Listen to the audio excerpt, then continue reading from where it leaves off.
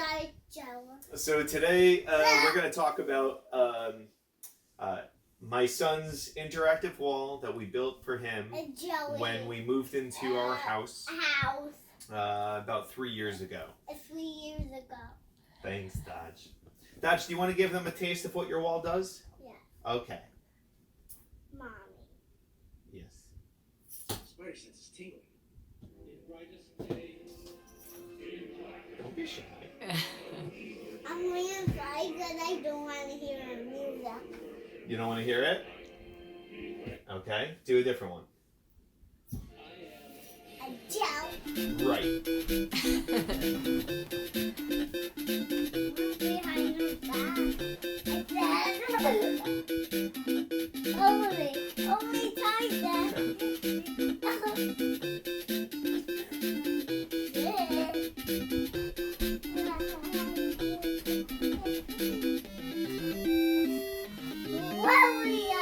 Woohoo!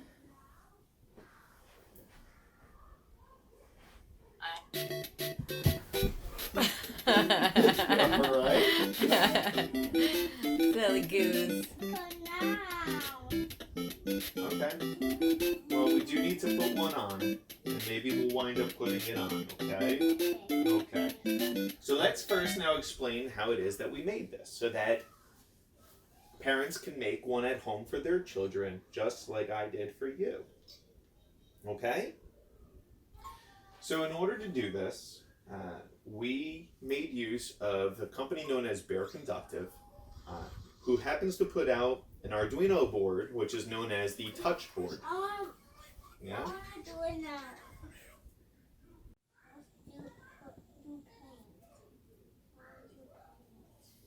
What do you have there, buddy? Paint. Captain America. This? What do you do with it? You put it on your chin. You put it on your chin? No. We put it on the wall, and then we use the Bear Conductive paint, Let's do it which now. is simply capacitive paint or conductive paint. I want to do it now. What do you want to do now? You want to paint it now? Yes. Okay. So you want to do Captain America? We had Captain America on there before, and we got to fix it up, right? Okay. So we'll fix it up by taking some painter's tape so we don't ruin the wall. And we'll line up our stencil. Since we already put it on the wall at one point in time, we'll just match it back to... I put Banana out. Uh-huh. more tape. Well, I'm going to put tape to hold it in place. Because that's a stencil, Dodger. And as I paint around it, we don't want the stencil to move or come out of its location. Otherwise, the stencil won't look as straight or clean as we want it to. All right. Now, where's the paintbrush? That's a good question. Where did you put All that? right. Want to put some on, Dodgy? Yeah, tape. Or you want to put some tape on? Do you want to paint Do you this wanna paint- star? Yeah. All right, come paint the star. All right. Nicely done. Yeah. Good job. All right, very good. We'll need a little bit more. Then we need to put a wire on it Oh, the wires The on it? wire. and make it noise. That's right. So, what's great about the Bear Conductive is right out of the box, it already comes pre-programmed with 12 I love different it. sounds. What do you love, buddy?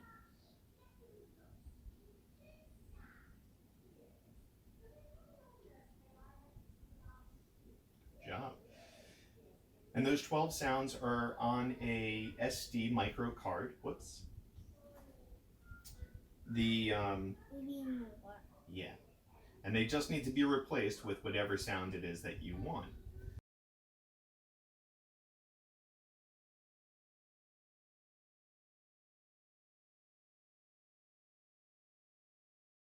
Now we need to do those sides. Now That's the right. sides? Sure.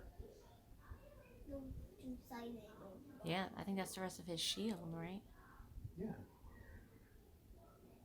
And outside we need some white. Mm-hmm. How we get some white outside? How do we get some white outside? There.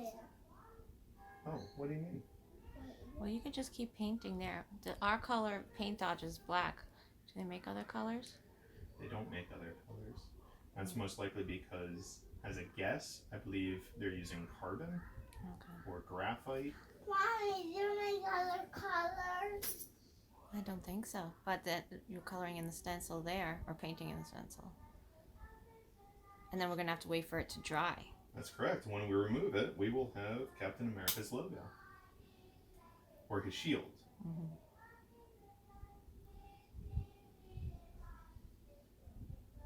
And then I'll just clean up that area over here that got a little smudge. As I said, because it's water soluble, we'll be able to take it off. However, the longer you leave it, depending on the type of... Then when we done painting it, let's take it off. It's gotta dry first, Bubba. Yeah. And depending on the type of... Why I need to dry Because first? if you take it off when it's wet, it might smudge a little bit. That's okay, but Now we're not It going dries to touch pretty it just fast. yet, Dodger. I'm just going to pull this off so that we can see how it dried, okay?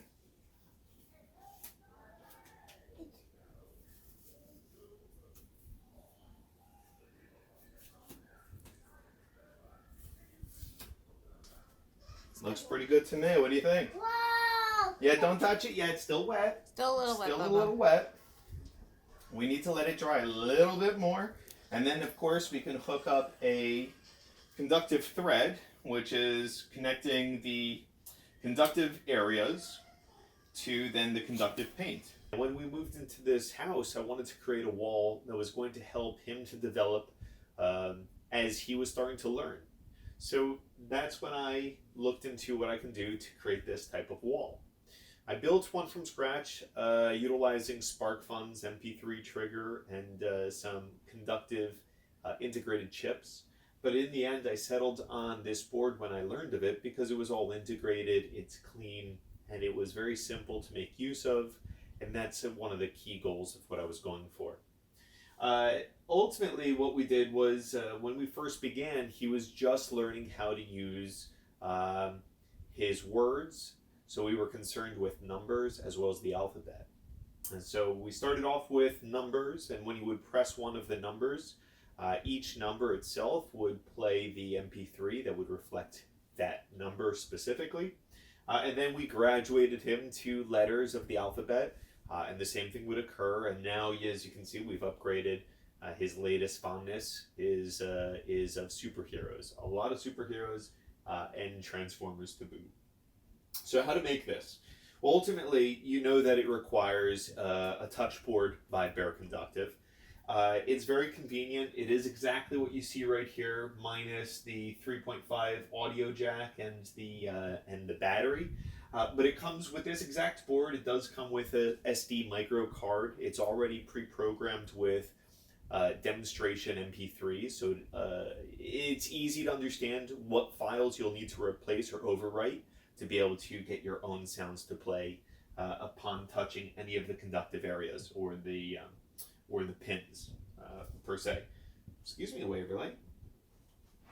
The other thing is that it does require the conductive paint. The conductive paint is what will continue to retain any of the charge until you touch it and you discharge it, which will then cause the Bear Conductive board to play the audio for that particular pin that you just activated. It requires conductive thread or anything that can be conductive that could transmit the small amount of current to the capacitive paint from the pins. There's a variety of different things you can use. The two items that I've used is the conductive thread as well as conductive tape. I did find that the conductive tape looked cool, looked very electronics, very much like an electronic would, and I was liking the circuit idea. However, it just didn't work very well for us for whatever the reason is. The tape, the adhesion was, I think, coming loose and not always providing the right amount of current. Some sort of templates. Some sort of template in which that you could, or you could also freeform them, so you don't absolutely need the template, but we found that the templates really help to make it look like something that was a professional item, to make it look very clean. Painter's tape to be able to hold it. Of course, if you're not using a template, you probably don't rely on the painter's tape. And a pair of incredibly invaluable needle nose tweezers. It was something that I found to be invaluable when holding the conductive thread down while painting over it to keep it in place, and then really making sure to be able to get the thread through these holes was rather a tough feat, and so I do highly recommend the needle nose tweezers. The audio is probably one of the hardest parts of this project. And I only say that because you have to physically track down the audio yourself, trim it, edit it, modify it, and then overwrite it. Finding the sounds that you want is going to take a little bit of time of just searching on the internet, unless you found a site that you already know of in mind. What we did, which I found to be interesting for the numbers early on, which is something that you could do as well, is I got a tape recorder and I recorded my own voice saying the things that I wanted to say for, I recorded my own voice, and then I trimmed those and we used it. So the numbers that were also being said was from a familiar voice already, mine. Ultimately, this wall is held up extremely well. We do have direct sunlight, so it does crack from time to time. I know that you're not seeing it from up close, but there are some cracks, and I think that is something that is acceptable. You just once in a while have to continue to maintain it or update it. Now, as I did say earlier, it is water soluble, so if you do want to clear all of this out and put in something else, you can go ahead and do so. But depending on the paint that you were painting over with your conductive ink, no matter how much you try to remove the original template from the wall or the stencil from the wall, I was unfortunately left with a little bit of residue that was absorbed by the back, by the original paint. Now, I am doing this currently for my newborn son who was born 2 months ago. And what I'm going to do instead of painting directly on the walls, I'm going to keep things clean and interchangeable by using this printer paper, which is transparent. It does allow for any type of ink to be used, and because the bare conductive ink says that you could also use it for printing, I'm going to go ahead and give that a shot, and eventually I'll do a video on how well that holds up. But the idea for what I'll be going for next is to find a way that this is not a permanent solution and we will be able to interchange with ease, being that once you have this in place, the only thing that's really locking you into this type of setup or situation is the fact that you're painting on the wall. The only other thing is changing out the MP3s. There are 3 more items that are still required. That would be the 3.5 millimeter audio cable, power, and in this particular case I'm using a 3.7 LiPo rechargeable battery, as well as lastly some sort of speaker for the audio to play out of. And in truth, all of this can be made for under $100, but it does depend on where you're ending up purchasing your touchboard. On the back of this, I have a price tag of $82.95, and there is no doubt that if you were to purchase this brand new, that it would cost you somewhere along those lines. I do believe that in both cases, for this one here and the one in my newborn's room, I got them off of eBay. I think for each of them was $40 individually. And I would recommend you doing the same, saving yourself a little bit of money. There are plenty of people who have explored these, experimented with them, and then are looking to get rid of them because they no longer use them. I happen to say that now it's been 3 years, we've utilized this, we're still continuing strong, and there's so many more things that we could do down the road. Now, oh my God.